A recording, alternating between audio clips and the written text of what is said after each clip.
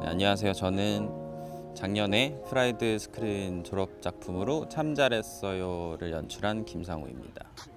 참 잘했어요라는 영화는 블랙 코미디 장르의 영화고요. 태수와 종환이라는 친구가 이제 장난 전화를 학교에서 하게 되는데 그게 이제 선생님한테 교영이라는 선생님한테 적발이 되면서 벌어지는 일을 담은 영화입니다. 사람들이 봤을 때 등장인물들이 하나같이 착하거나 하나같이 다 나쁘거나 이런 거보다는 겉으로 봤을 때는 괜찮아 보여도 이게 자세히 또 들여다보면 좀 나빠 보이는 사람들도 있잖아요. 좀 그런 사람들이 모여서 벌어지는 이야기를 만들고 싶어서 관객들이 봤을 때 등장인물 중에 저 사람은 약간 나랑 비슷한 것 같은데, 혹은 저런 사람 내 주변에 있는 것 같은데 라는 생각이 들게끔 하려고 이런 이야기를 기획하게 되었습니다.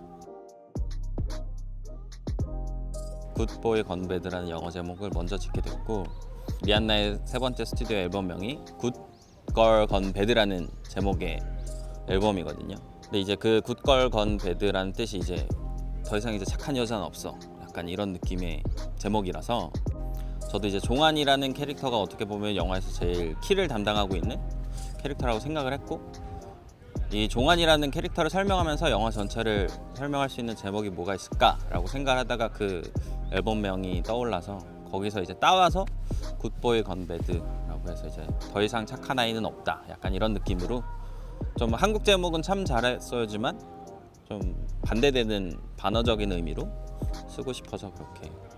영어 제목을 저도 개인적으로 더 좋아해요. 태수라는 친구와 교영이라는 선생님이 이렇게 언성을 높여서 대치하는 장면 중에 서로 이제 막 싸우다가 태수가 이제 쓰레기라는 말을 뱉어요. 근데 이제 선생님이 거기에 빡쳐가지고 쓰레기? 아니 뭐 이런 쓰레기 같은 하는 이 대사가 있는데, 개인적으로 그게 제일 뭔가 그 선생님의 진심과, 영화 보면은 계속 이제 선생님이 어떻게든 욕을 안 하려고 화를 안 내려고 막 억지로 막 이렇게 누르고 있는 상태에서 이렇게 팍 반사적으로 탁 튀어나온 장면이어서 화려한 욕보다 제일 진짜 욕하는 것처럼 들렸던, 개인적으로 제일 마음에 드는 대사였습니다. 제일 애착이 가던 캐릭터는 종환이라는 캐릭터긴 했어요. 애초에 이제 영화 기획할 때 종환이라는 캐릭터가 좀 키를 잡고 있는 캐릭터로 기획을 하기도 했고, 등장인물 중에서 제일 순수한 캐릭터라고 저는 생각을 했거든요.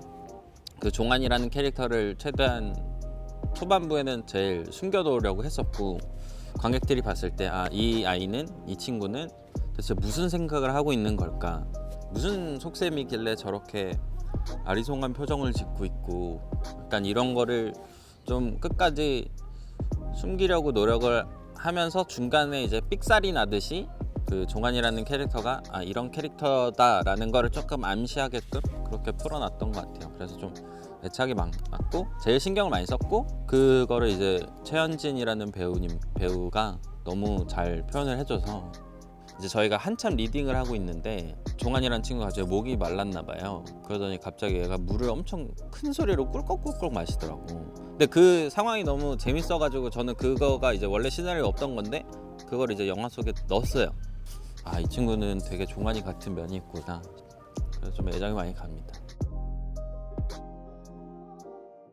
캐릭터가 초등학생일 뿐이지 그런 관계는 되게 지금 우리 또래들도 많고 어른들도 되게 많다고 생각을 하거든요.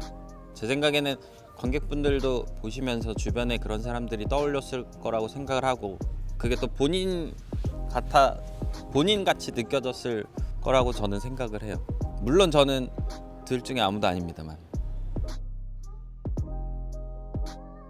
단편 영화 치고는 등장인물이 5명이라 좀 많은 편인데, 그 인물들이 이제 같은 공간, 같은 시간대, 같은 상황에서 대치했을 때 모습이 되게 재밌을 것 같다라고 생각이 들어가지고, 후반부에 이제 교영이라는 선생님과 태수와 종환이, 그리고 태수의 어머니까지 이렇게 같이 딱 맞닥뜨리게 되는 그 씬을 제일 좀 신경 써서 작업을 했던 것 같아요.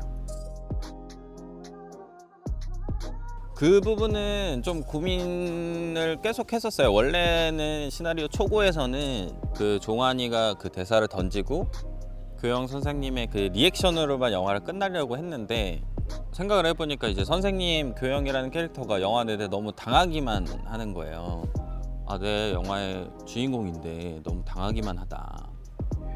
좀 안쓰러운 생각이 들었어요. 제 생각에는 이 캐릭터의 좀 주체성을 살려주고 끝내야겠다. 또 여성 선생님이고 지금 선생님들이 겪고 있는, 어떻게 보면은 실제 겪고 있는 그런 고민거리들이었을 테고, 아이들을 다루는 데 있어서 또 여자 선생님이기 때문에 학교 내에서 받는 그런 프레셔들도 있었을 것이고, 그런 상황에서 이 선생님의 주체성을 살리고 끝내자 라고 생각을 해서, 제가 의도한 거는 이제 선생님이 좀 더 이상 이제 나도 할 말하고 살아야지, 나도 더 이상 이렇게 무시받고 멸시받지만 그런 액팅을 뭔가 하나 넣어야겠다, 그렇게 마무리를 해야겠다 라고 생각이 들어서 그 촬영 때까지 고민은 많았어요. 어쨌든 그 캐릭터의 주체성을 좀 갖고 끝내고 싶어서 그렇게 결정을 하게 되었습니다. 마지막까지 고민을 하면서. 예전에 초등학교 6학년 때 제가 이제 학원 끝나고 오는 학원 버스 안에서 이제 새로 오픈한 치킨집을 우연치 않게 발견을 했는데, 그때 당시 학원 버스 내에서 그런 장난전화가 엄청 유행을 하고 있었어요. 그 치킨집을 보고 나도 여기다 장난전화를 해야지, 진짜로 영화 설정처럼 2주 동안 매일같이 점심시간마다 했어요. 그 사장님이 직접 학교까지 찾아오는 것까지는 다 싫어하고요. 직접 사장님이 잠복을 했다가 가게 전화번호를 자기 핸드폰 번호로 바꿔가지고 위치를 추적해서 이렇게 학교에 숨어 있다가 이제 제가 전화하고 하고 있을 때 제가 막 욕하고 있었는데 어디서 뒤에서 달려오는 소리가 들리는 거예요. 그 뭐지 하고 딱 봤더니 그 아저씨가 딱 나를 보고 탁 멱살 잡고, 물론 그 멱살 잡히는 씬은 편집이 됐지만 그것까지는 딱 거의 리얼 실화 베이스. 안녕하세요 사장님, 꼬꼬 아저씨 사장님, 15년 만에 이렇게 보실진 모르겠지만 제가 그때 벌은 일로 이렇게 영화를 찍게 되었으나 그거에 대한 감사함 플러스 그때 제가 벌었던 그 사장님을 힘들게 했던 그 사건들에 대해서 정말 깊이 반성하고 아직도 반성을 하고 정말 죄송하게 생각합니다. 이 기회로 제 영화가 뭐 많은 사람들한테 보여질진 모르겠지만 아이들이 경각심을 갖고 장난전화 함부로 안 했으면 좋겠습니다. 누추한 영화였지만 재밌게 봐주신 관객분들 너무 감사하고, 제가 혼자 만든 게 아니고 스태프과 배우분들이 합심해서 만든 영화니까 그분들의 노고에 대해서도 정말 감사드리고, 찍으면서 이게 관객들이 봤을 때 재밌는 영화였으면 좋겠다가 제일 우선적인 목표였고, 제가 이제 영화 감독을 꿈꾸게 된 계기도 단 한 명의 관객이라도 이 영화의 팬이 된다면 그건 약간 영화 감독으로서 제일 성공한 거지 않을까라는 생각을 갖고 있었어요. 다행히도 그렇게 생각해 주시는 분들이 그래도 있는 것 같아서 너무 감사드리고, 다시 한번 재밌게 봐주셔서 너무 감사드리고